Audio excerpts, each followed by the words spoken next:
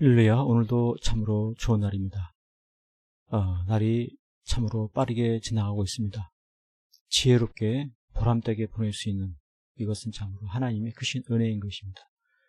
오늘 말씀을 통해서 살펴볼 것은 우리가 부득이한 그와 같은 상황이 벌어질 때가 있습니다.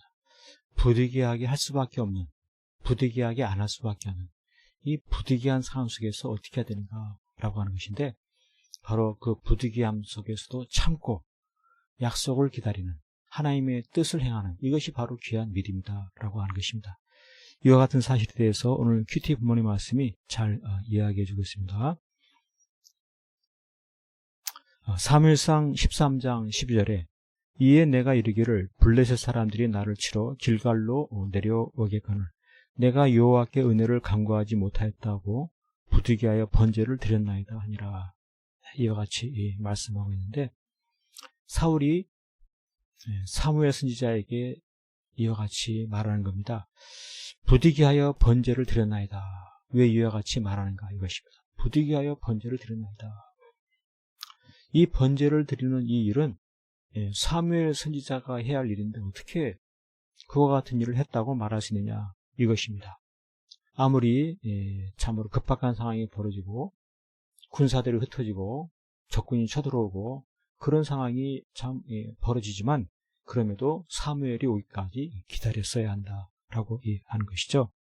그래서 이와 같이 기다리지 못하고 사무엘이 해야 할 일을 자신이 한 것에 대해서 회개하고 잘못을 시인하고 그렇게 해야 하는 것이 옳음에도 불구하고 변명하려는 것, 그렇게 할 수밖에 없었다, 어쩔 수 없었다라고 이와 같이 말하려고 하는 이것은 바로 믿음이 부족한 것이다 이것입니다. 그렇습니다. 우리 하나님께서는 끝까지 기다려야 한다. 끝까지 사무엘이 오기를 기다려야 한다.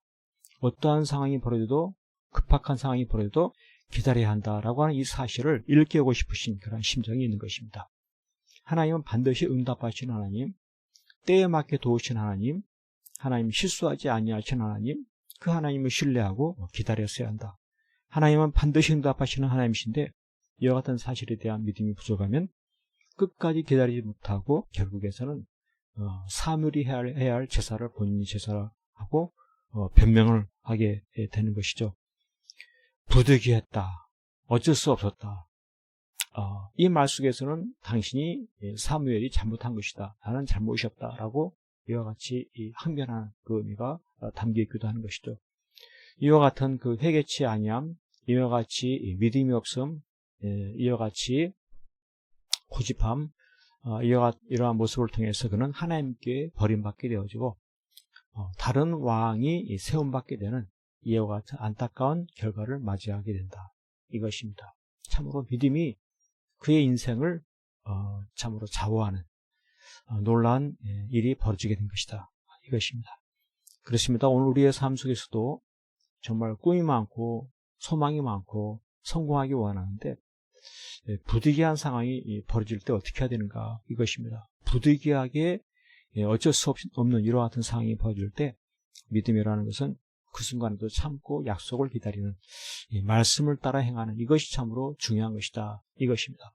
하나님을 신뢰하고 기다리는, 의지하고 기다리는, 변명하지 않는 바로 이와 같은 그 믿음이 참 중요한 것이고, 그 믿음이 있을 때 그가 바로 기이한 높임과 성공과 참으로 형통한 삶의 결과를 취하게 된다 이것입니다. 그런 거로 참으로 믿음의 삶을 산다고 하는 것이 얼마나 중요한 것인가 다시 한번 되새겨 보게 되는 것입니다. 장래에 성공하기 원하는 사람, 장래에 잘되기 원하는 사람, 풍성하게 되기 원하는 사람, 믿음으로 살아야 한다 이것입니다. 믿음이란 무엇입니까?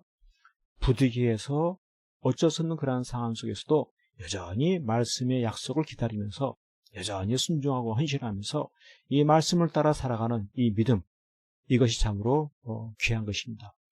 우리의 남은 삶 가운데 부득이한 상황 속에서 흔들리지 아니하고 여전히 말씀을 붙잡고 승리하며 살아가는, 그래서 가장 보람되고 형통한 인생이 될 수 있기를 간절히 축복합니다. 아멘.